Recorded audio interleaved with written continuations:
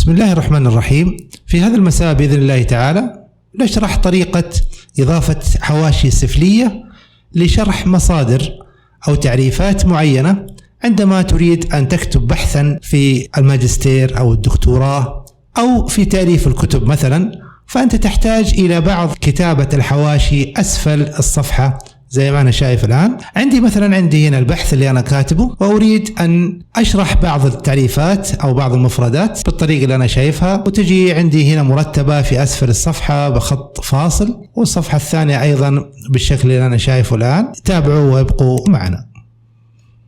في البداية عند اختيار أي كلمة تريد أن تشرحها مثلا في الهامش السفلي، هنا تضع المؤشر على بداية الكلمة، ثم نذهب إلى مراجع، ثم إدراج حاشية سفلية ونضغط عليها، يأتينا الرقم 1 فوق عند الكلمة التي أريد أن أشرحها، وفي الأسفل في الحاشية ووضع لنا خط زي ما أنا شايف الآن، ولكن لها تنسيق مثالي، تنسيق جيد، بحيث أني مثلا هنا فقط أضغط على شيفت ثم قوس واجي على هوم واضغط على الشيفت ايضا وقوس جانب بالشكل اللي انا شايفه، واجي للكلمة التي اريد تفسيرها، اتي الى الكلمة التي اريد ان اشرحها او ان اذكر مصدرها، واضغط شيفت في نهاية الرقم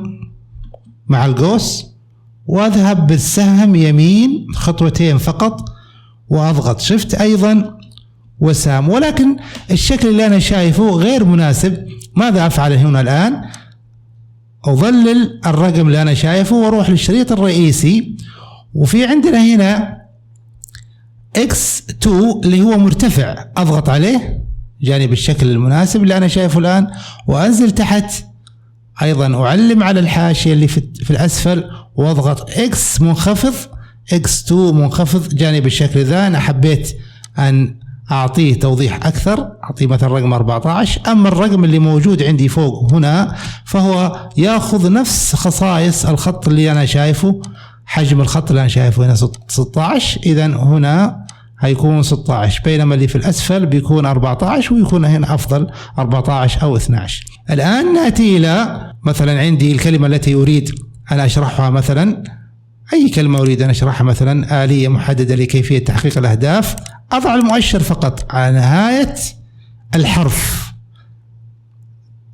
الذي أنا أريد مثلا تعريف تحقيق الأهداف، إذن أضع المؤشر. ما ينفع أن أضع المؤشر بعد الكلمة، لا، على آخر حرف أضع المؤشر، ثم أذهب إلى مراجع وإدراج حاشية سفلية، يجيني بالشكل اللي أنا شايفه الآن.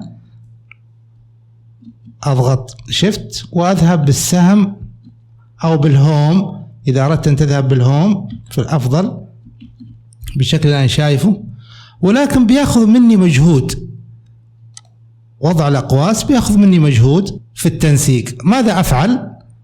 فقط أذهب إلى الكلمة التي أريدها وآتي إلى أول خيار اخترناه أعلم عليه بالشكل اللي أنا شايفه الآن، ثم أذهب إلى ملف، ثم خيارات، ثم تدقيق، ثم خيارات التصحيح التلقائي. الآن جاني رقم 1 اللي أنا شايفه، أستبدله بأي إشارة بحيث أني إذا أردت أضع رقم آخر بدل ما أكتب الرقم وأعمل أسهم وأعمل تنسيق للأسهم والخط، لا، الآن بنفس التنسيق يجيني بنفس النمط. أختار لي أي حرف أو أي إشارة تدلني على اختصار هذا الحرف أو هذا الرقم.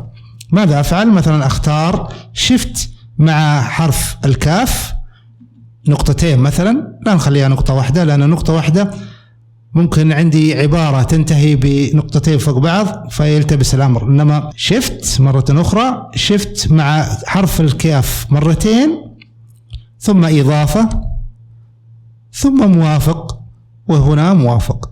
ماذا يحدث الآن؟ عندما أريد أن أعرف الأهداف فقط أضع المؤشر آخر الحرف، ثم أضغط من لوحة المفاتيح على شيفت وحرف الكاف مرتين، على طول جاني الرقم 2 بالتسلسل اللي أنا شايفه الآن. طيب عندي مثلا أريد أن أضع تعريفا أو حاشية لفرص التعلم أو التعليم.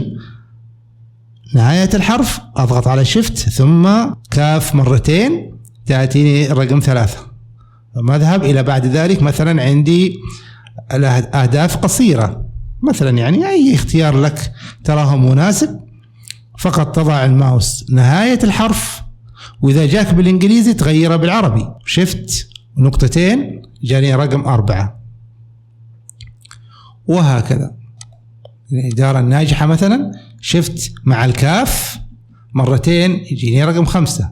طيب الآن أريد بدل ما يكون عندي تسلسل من بداية البحث حتى نهايته 1 2 3، الصفحة اللي بعدها 4 5 والصفحة اللي بعدها وهكذا وهكذا، تجد في نهاية البحث عندك أرقام طويلة جدا. لا، أنا أريد كل صفحة يكون لها ترقيم مخصص بها، يبدأ ب1 وينتهي في آخر كلمة في الصفحة نفسها.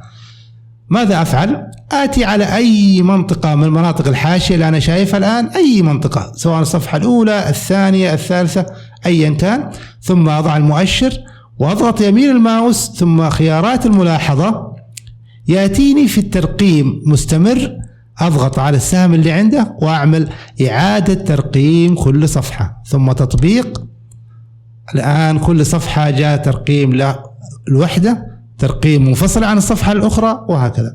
1 2 3، إذن 1 2 3، الصفحة الثانية 1 2 وهكذا. إن أردت أن أضيف مثلا فأعمل الشيفت زي ما اتفقنا، الشيفت مع حرف الكاف مرتين على طول يجيني رقم 1 2 3 وهكذا. عندي الصفحة الأخرى مثلا، عندي هنا مثلا أريد أن أشرح هذه العبارة أو أضع لها مصدر، أضغط على الشيفت وحرف الكاف مرتين، ترتيب أو ترقيم جديد وهكذا، ترقيم جديد وهكذا. شيفت مع حرف الكاف مرتين يأتيني ترقيم جديد مرتين. كان هذا هو شرحنا لهذا المساء، شكرا لمتابعتكم والسلام عليكم ورحمة الله وبركاته.